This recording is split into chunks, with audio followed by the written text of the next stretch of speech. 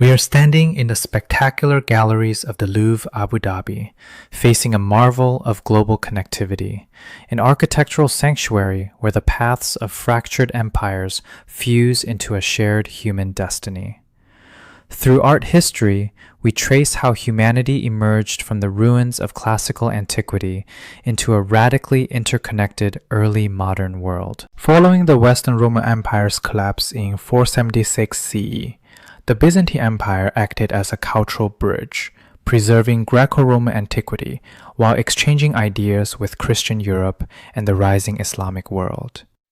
Barring the Iconoclastic crisis, 726-843 CE, Byzantine visual culture placed immense theological weight on the human form, utilizing shimmering golden mosaics to manifest divine eternity.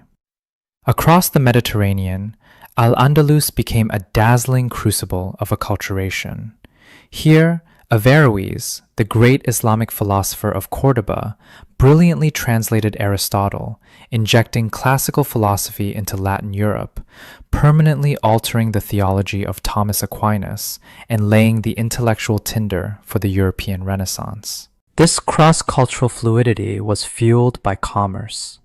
While Christian kingdoms and Islamic caliphates clashed ideologically, the maritime republics of Venice and Genoa proved that business transcends dogma. Their lucrative trade networks with Islamic ports transformed the Mediterranean into a roaring highway of aesthetic exchange. By the 14th and 15th centuries, this mercantile wealth triggered a secular shift in art history. The iconography shifted dramatically.